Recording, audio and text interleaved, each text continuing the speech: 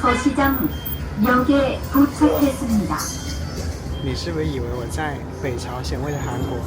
我在中国唯一的朝鲜族自治州延吉啊！这是我第一次在国内的公交车听到朝鲜语播报。吉林省的延边是中国唯一的朝鲜族自治州，它位于长白山北麓，东与俄罗斯滨海边疆区接壤，南隔图们江，与北朝鲜隔江相望。在汉朝时，这片土地为高句丽领地；在唐朝时，为唐朝属国渤海国。而阿树现在所在的延吉市是延边朝鲜族自治州的首府，是其经济、政治、文化中心，位列吉林省综合竞争力首位的县级市。全市人口约为68万，其中朝鲜族人口约为29万。这里稍微上了点年纪的居民，日常生活都用朝鲜语交流，因为会讲朝鲜语，其子女不少到韩国务工。话不多说，欢迎和阿树一起走进延吉。在开始延吉市旅行之前，咱们先看看距离延吉市335公里外的长白朝鲜族自治县。这是一座中朝边境县城，它隔着鸭绿江，能看到北朝鲜的会山市。长白县是中国唯一的朝鲜族自治县。我在来延吉市之前，在长白县停留了2天。关于鸭绿江对岸的北朝鲜会山市内容，已在这集影片中分享。本集影片，我们来逛一逛鸭绿江中国这一侧的长白县。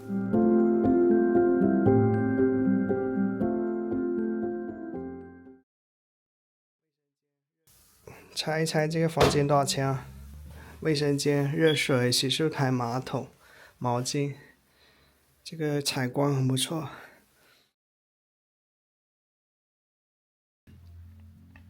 现在吃中餐了，这个鲅鱼饺子啊，这个有半斤的分量，20块钱。这个应该是涮水吧，默认配的。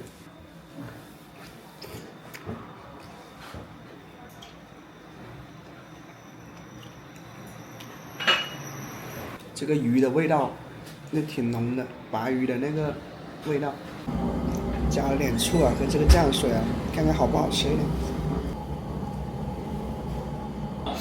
它里面好像加了很多蒜末，我第一次吃鲅鱼饺子，好像这个味道不是那么适应。这个分量是挺多的，我都吃不完，这些就剩下了。这一排店都是朝鲜语跟汉语双语的一个招牌啊，但是人我感觉冷冷清清的。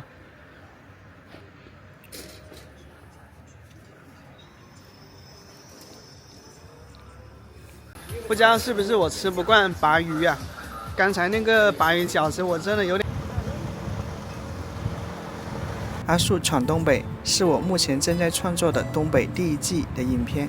我将从南一路向北走访辽宁、吉林、黑龙江、内蒙古与北朝鲜、俄罗斯、蒙古国的边境县、城市、县城和乡村，以及东北其他有特色值得游览的地方。越到后面越精彩哦！我的右边是中国，隔了一条大概30米的一个鸭绿江，对岸就是世界上最神秘的国家，在我看来，朝鲜。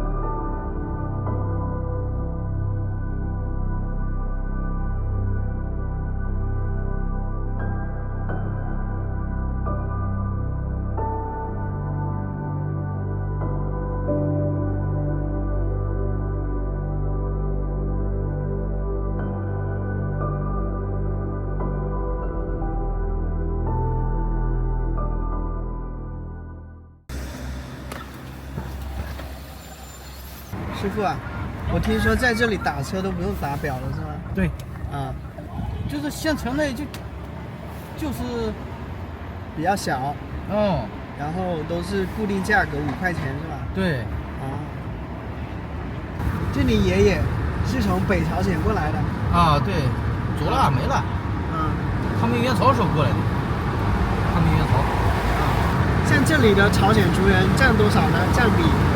少了没了，只剩老头老太太、小孩吧，年轻人呢都出去了，占比例汉族人多，汉族多，朝鲜族能占到10%吗？30-40%有差别呢，就是汉族人吧愿意吃大鱼大肉炒菜的、炖的那种，鲜族人吧就是咸菜啊，或者是那个大酱汤啊。长白朝鲜族自治县让我想到了我拍过的世界上最窄的县城啊，云南的盐津县啊，它那里呢也是不用打表的，反正县城就那么大，5块钱嘛。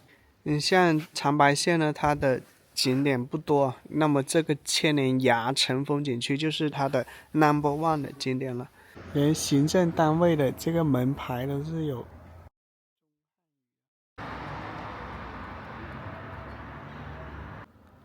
这大马路上啊，基本上是空无一车。这里呢，不论是官方的一些行政机构，还是民间的一些公司啊，它的一个招牌都是朝鲜语跟汉语2种语言并立的。可以看到这里叫滨建经贸有限公司，可见啊，这个长白县有一些跨国的一些经贸在发生。对面那个横幅写着保守国家秘密是每个公民的义务。在长白县呢，我有一种感觉，每当我拿出相机，我感觉到沉甸甸的压力啊，因为我能感觉到周边的一些居民，他看你的眼神都是警惕的，因为在这里，包括我刚才看到一个大红横幅啊，上面写着保守国家秘密是每个公民的责任。塔山金炉遗址，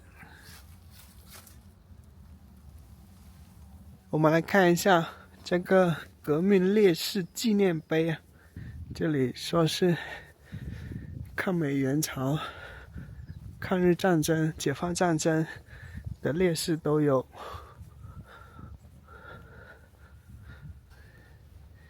1932年到1936年，李魁梧领导的民众自卫军和吕海婷率领的大刀会的民间抗日组织活跃在长白大地上，给日本侵略者以沉重打击。它这个石碑是繁体字的，上面写着长白朝鲜族自治县烈士陵园，这是有汉语跟朝鲜语的。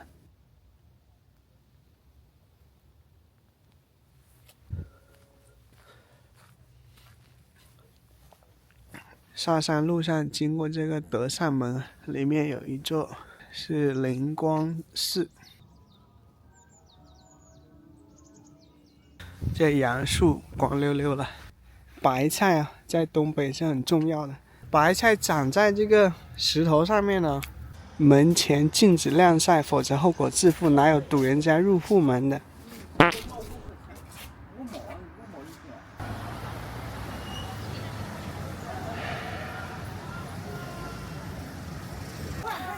这是我发现了长白县人最多的地方。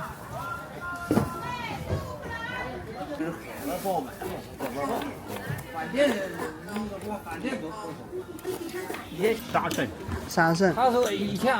在长白县才能看见一些以前从没看过的山货，因为这里处于长白山脉的腹地，长白山主峰南麓，鸭绿江源头，素有长白山下第一县、鸭绿江源第一城的美誉。据长白县的官方资料，全县幅员2500多平方公里，辖7镇1乡、77个行政村和一个省级边境经济合作区。截至2020年，总户籍人口为75000多人，其中朝鲜族人口占16.7%，是全国唯一的朝鲜族自治县。它是除延边以外最大的朝鲜族聚居区，边境线长260.5公里，是吉林省中朝边境线最长的县份。各种麻花，路上听到的稍微年长的人说的都是，这个是论个卖还是论斤卖呀？啊，23。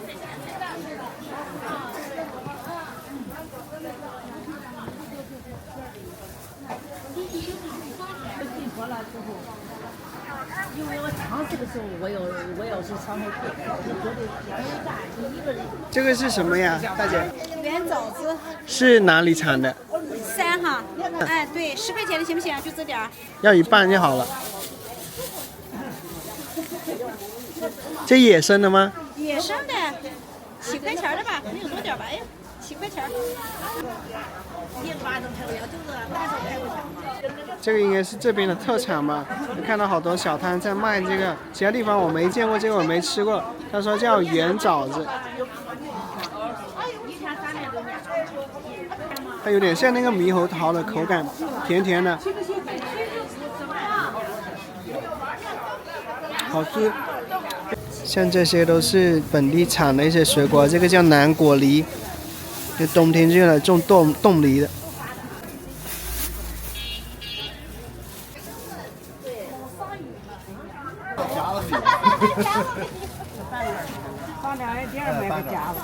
30一斤，嗯，这个也是本地的特产啊，松子啊。森林防火，人人有责。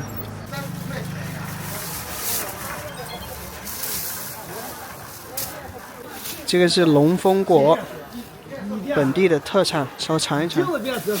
这个是南果梨，这个也是鸡心果，我们都试一下。这里有3种水果，1斤半，才5块钱。这有一个朝鲜族商场，卖的是鸡心果、南风果。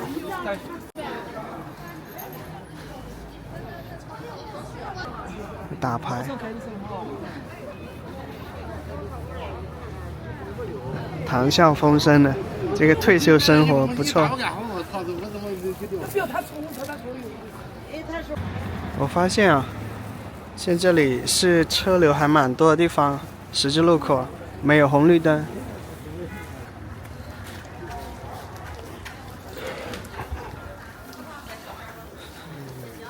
新鲜黄牛肉，还有卖各种酱料，卖本地鸡。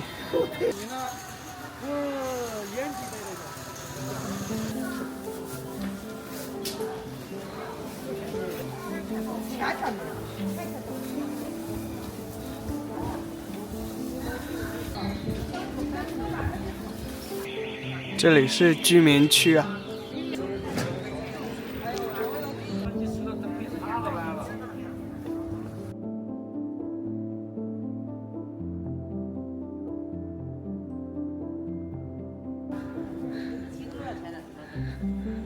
凤凰江，跟那里卖的那个叫蛤蟆，然后呢，跟南方的田鸡说是不一样，南方田鸡它需要剥了皮才能吃，像这个只不用去皮直接吃。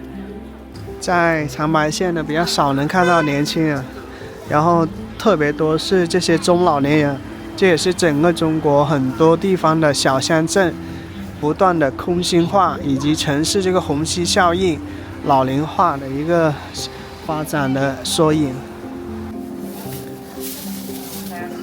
2块5一个的麻花。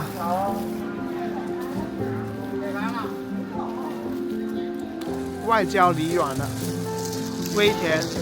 明天我还来买这个，哇，太好吃了这个。这是长白县的几种本地产的特产水果，这个有4种啊，咱们一个一个试一下。这个是鸡心果，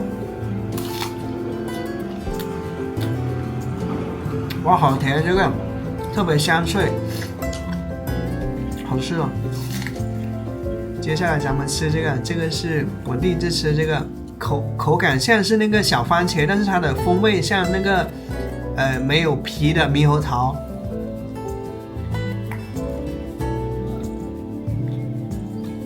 在东北这边比较常见的，这个叫南果梨啊。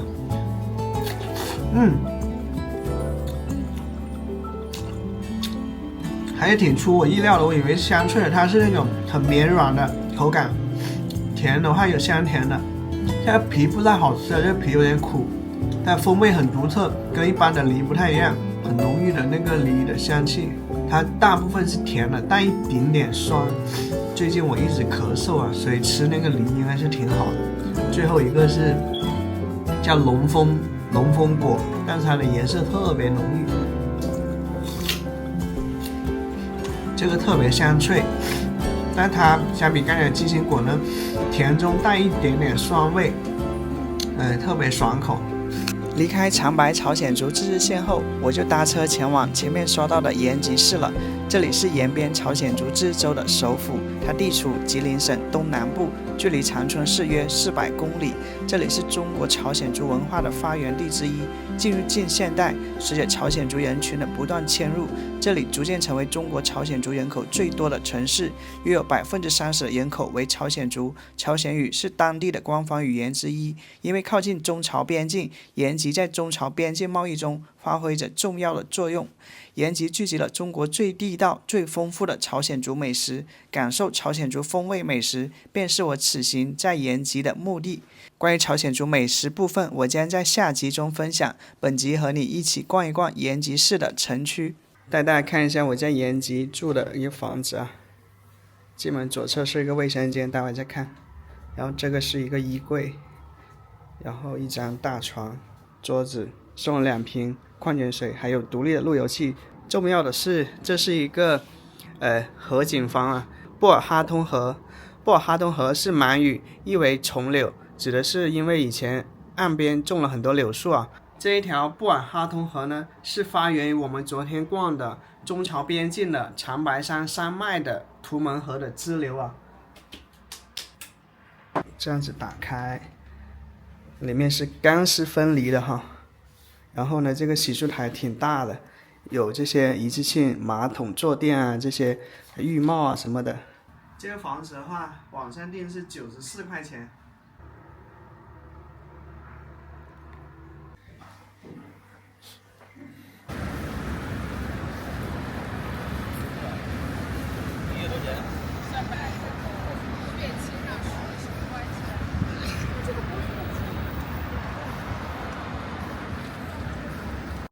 时尚广场韩国城。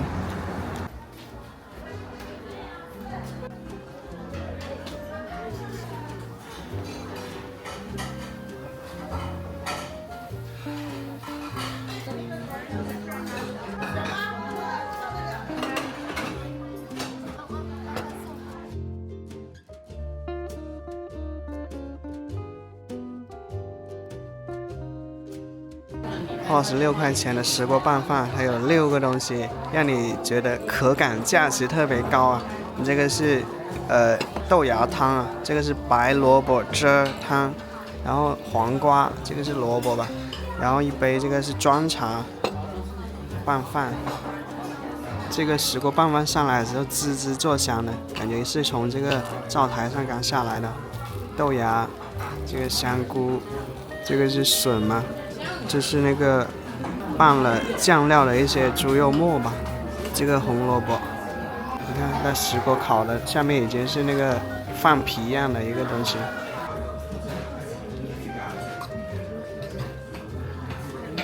不断的搅拌，它就成了这个样子了，看着是不是很有食欲？这个白萝卜汤说是很开胃的。酸酸甜甜的。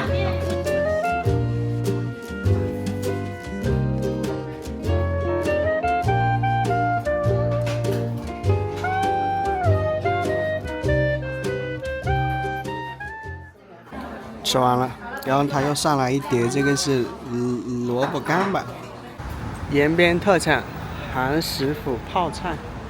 新兴小学边的公交车牌也是汉语跟朝鲜语双立的。서시장 역에 도착했습니다. 你是不是以为我在北朝鲜，为了韩国？我在中国唯一的朝鲜族自治州延吉啊！这是我第一次在国内的公交车听到朝鲜语播报。延吉的一些老人呢，跟我在韩剧里看到的韩国老人啊，有似曾相识的感觉。 다음역은 영민교역입니다. 银行啊，也是汉语跟朝鲜语两种语言同时显示。这就是我住的附近啊，这里是延吉大桥附近， 하남시장 布尔哈通河从这里穿过。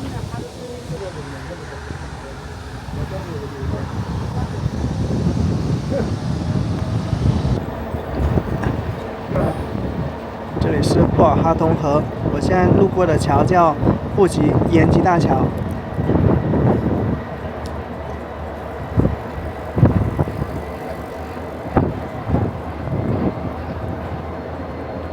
在延吉啊，还有一个河南市场。下一站是州气象局. 다음역은 주기상국역입니다. 到目的地了，中国朝鲜族民俗园啊，待会儿来这里逛一下。你看，公交车牌也是双语制的。在朝鲜族民俗园前面全是这个旅拍啊，朝鲜族民族服饰的一个旅拍写真。감사합니다，我在公交车上听了一路。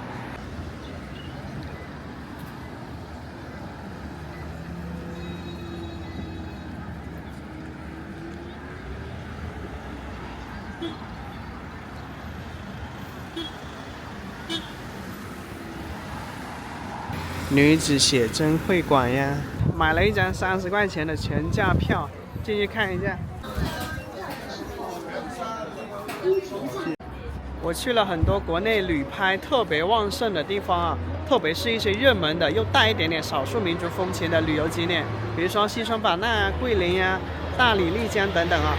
如果你仔细看这些女孩脸上的妆的话，你发现都非常雷同，那就是涂很厚的粉底，然后上一点腮红，还有再加一点高光。长征啊，朝鲜族民间宗教神偶。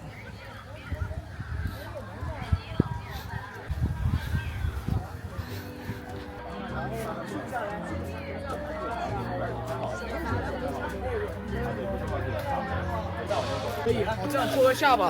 哎呦我天哪！拖个下巴，往嘟嘟嘴，看那边。哎，可以。中国延吉啊，这是民俗节里面的一个演艺中心啊。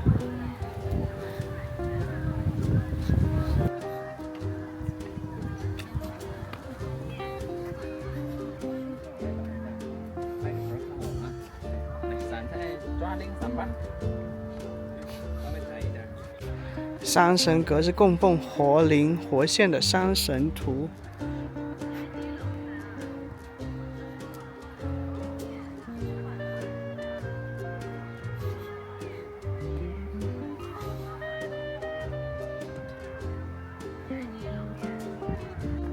尽量来不动。你这两个像。乌里家民宿。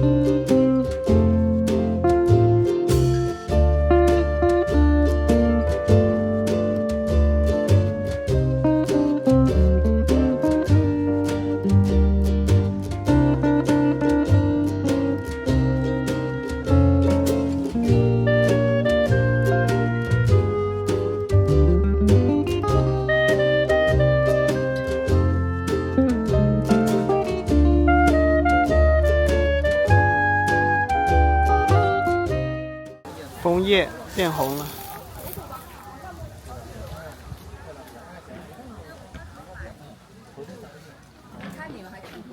富有农家朝鲜人民有了钱，首先让孩子们上学，这是朝鲜族农民的传统本色。俗话说得好，肯卖牛也要让孩子读书。这瓦房是过去朝鲜族富有农家的居所。2012年从龙井市山河镇肥田村迁来的，距今已有100多年的历史。房屋是朝鲜族传统的8间房结构，采用木骨土墙瓦盖结构。房顶为歇山式结构，歇山顶坡度平缓，结合了直线和斜线，在视觉效果上给人以棱角分明、结构清晰的感觉。里面是农夫之家，昔日朝鲜族祖先背着背架或背囊渡过图们江来到这里，赤手空拳开垦荒地，盖起了茅草屋。我看一下。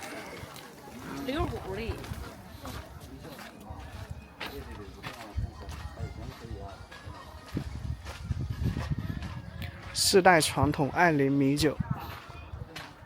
朝鲜族的农夫之家也是小而美啊，面积不大，但是每个角落都匠心独运的感觉。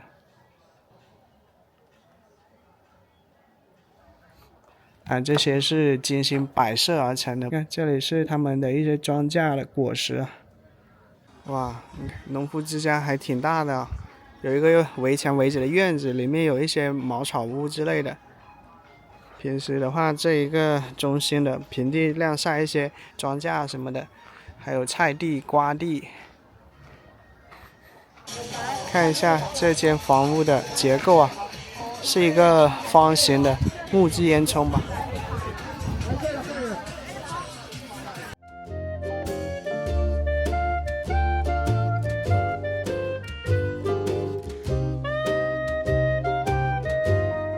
这些布局啊，进门以后是这样的，面向一片菜地，院子呢有围墙围着，然后四周都有一些大大小小不一样的茅草房啊或者木屋，这里就是主房吧。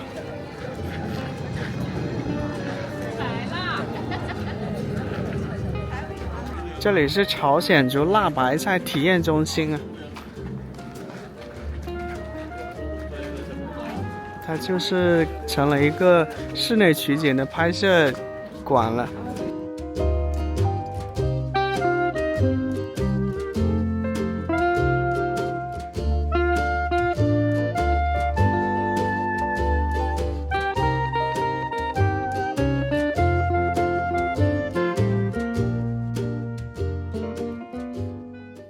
此宅2012年从龙井市山河镇肥田村迁来于此，距今也有100多年的历史了。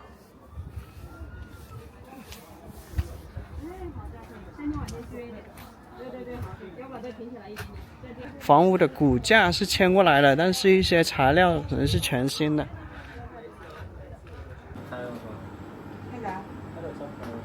你们也下班了，阿姨，来看，不收费，给你放心。怎么那么好啊你？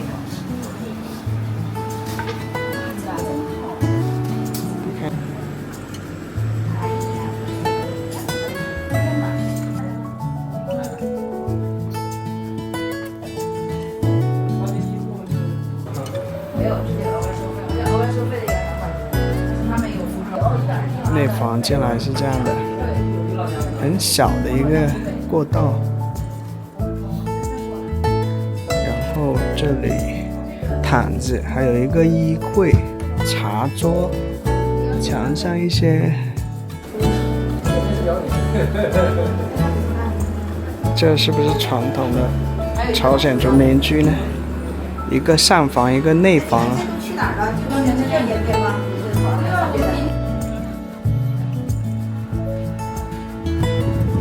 酱窑啊，这是朝鲜族的厨房啊。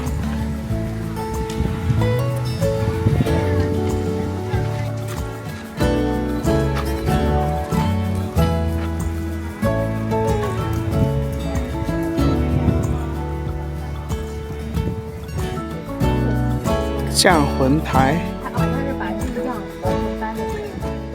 渔夫之家，这草房是2012年从龙井市山河镇鹤溪村迁来的，距今有100多年的历史啊。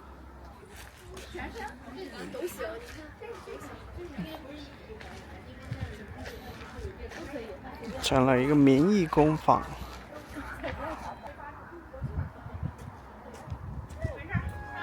这是水井啊。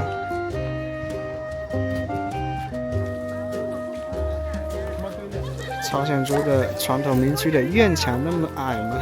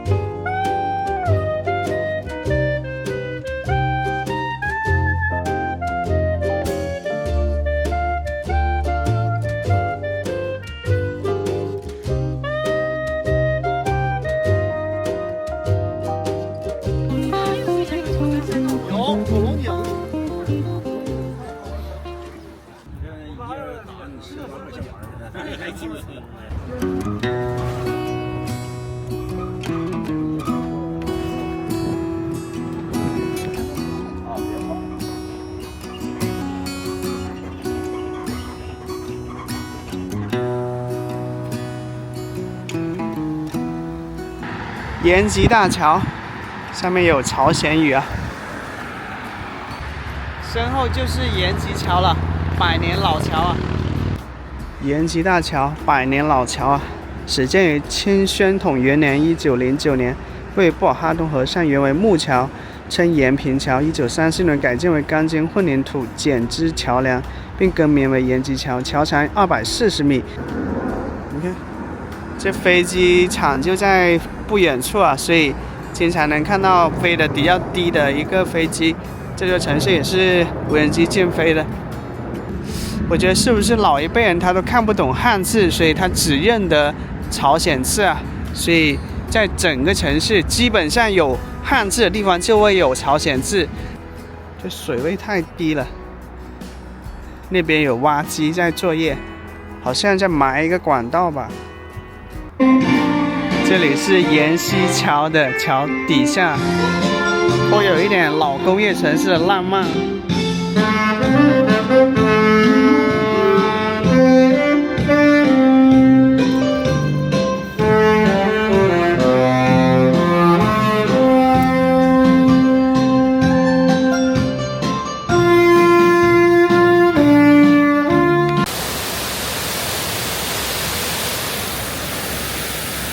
布尔哈通河看延吉大桥，而那个方向就是朝鲜的方向，那排山脉就是长白山脉的一个余脉啊。这一座有点洛克希美学的桥才是延西大桥。布尔哈通河是图们河的一个支流，它是白色跟金色的一个主色调。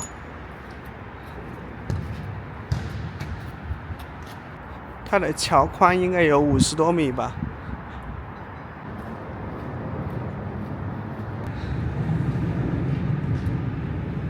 据说夜幕降临以后啊，布尔哈通河的夜景呢也是非常唯美的。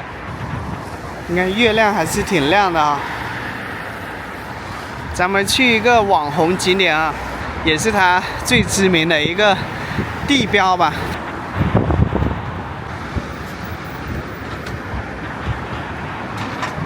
我在一个购房软件上看啊，看到延吉的一个均价，二手房均价5000多块钱，新房5600多块钱。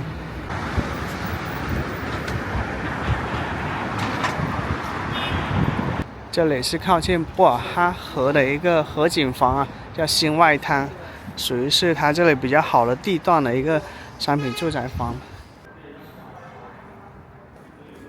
8500到12000。啊，对。那现在还有现房吗？现房有起码基数的。房价8000到12000人民币啊，靠近河景房12000，那靠里面的根据楼层不同，它可能8000、9000、10000都可能。这条就是布尔哈通河，这是它的楼盘。这是延吉的公交站啊。这个网红墙我原本是不想过来的，因为我觉得就一面墙嘛，有什么特别值得来看一下的？但是当我真正来到的时候，我发现，哇，还是很特别，独树一帜的，给你们看一下。它对面是延吉大学啊，主要是饮食为主啊，餐饮店为主，烤肉、日式料理、炭火烤肉、韩式啤酒屋。它起初应该是尽可能利用这一面墙的广告牌效应啊，后来就误打误撞的成了一个网红打卡点啊。网红墙对面的延吉大学大学校门，延吉大学大学生吗？精气神。这就是网上经常能刷到的一些网红照片啊，打卡机位。来看一下延吉大学。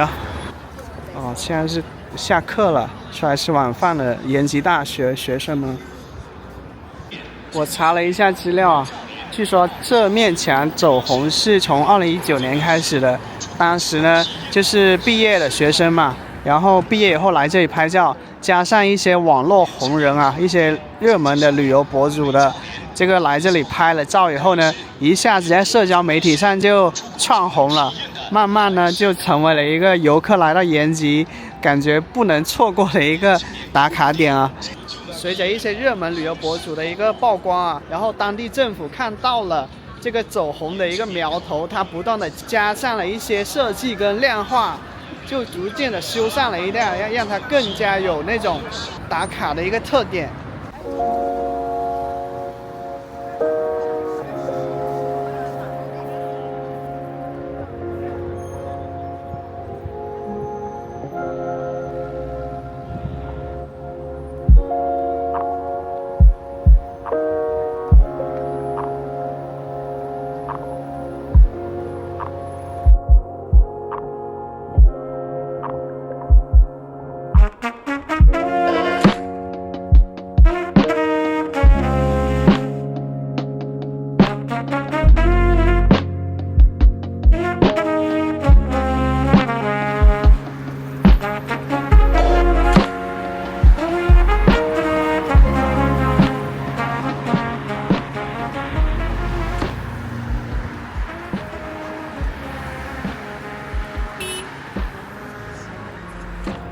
在布尔哈通河边上，一些房车在这里睡觉，明天在这里看日出啊，挺好。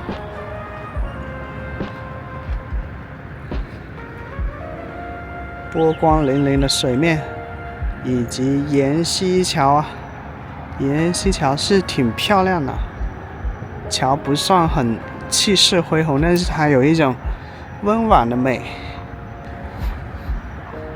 在江边散步或者是跑步，那都是很惬意的地方。它是有几拱呢？1拱、2拱、3拱、4拱、5拱、6拱、7拱、8拱桥。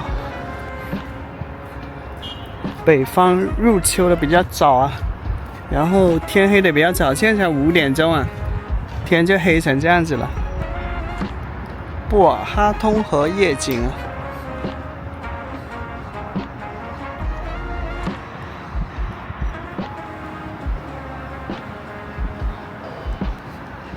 延吉市人民国庆节快乐啊！你看还有韩语呢，这样能不能看一下那个？你看今天的月亮还是特别圆又亮的，现在刚好被乌云笼罩了一下。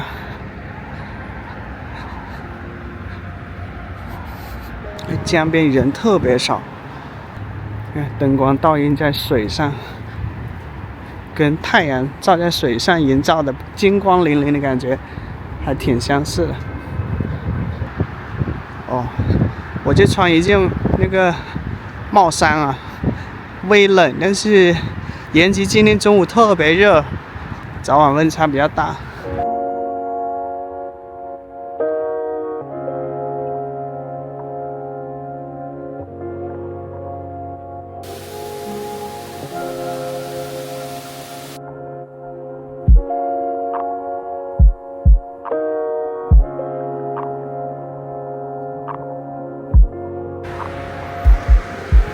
好像置身科幻场景的感觉。